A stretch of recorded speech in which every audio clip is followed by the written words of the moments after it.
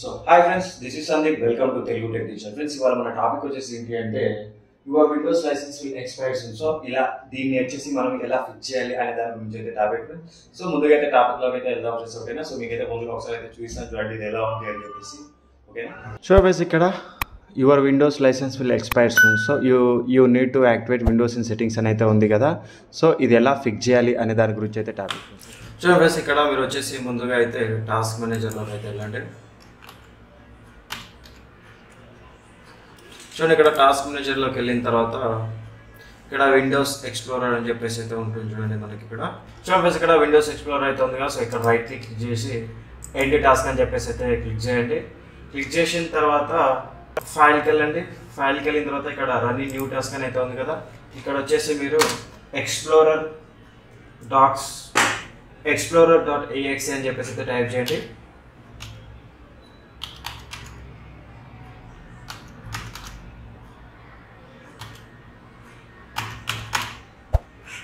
So చూపేసి ఇక్కడ explorer.exe spelling అయితే చూసేసుకోండి. So ఇక్కడైతే క్లిక్ చేయండి, ఓకే కొట్టేసేయండి. సో ఇక్కడ ఇది అయిన తర్వాత ఇక్కడ చూడండి, ఇక్కడ వచ్చేసి అయితే CMD అని చెప్పేసి అయితే టైప్ చేయండి. టైప్ చేసిన తర్వాత ఇక్కడ రన్ అడ్మినిస్ట్రేటర్ అని చెప్పేసి అయితే క్లిక్ చేయండి. క్లిక్ చేసిన తర్వాత ఇక్కడ చూడండి, ఇక్కడ ఇది ఓపెన్ అయిన తర్వాత ఇక్కడ అయితే టైప్ చేసేయండి. ఇక్కడ ఉన్నది ఏంటి అంటే SLMGR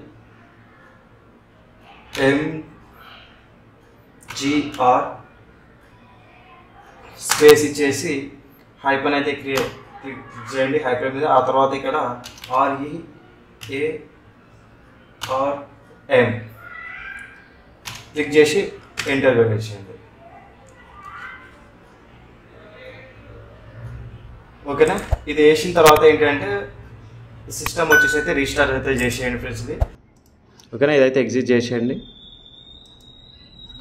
సో ఎగ్జిట్ చేసిన తర్వాత సిస్టమ్ వచ్చేసి అయితే రీస్టార్ట్ చేయండి ఫ్రెండ్స్. ఇప్పుడు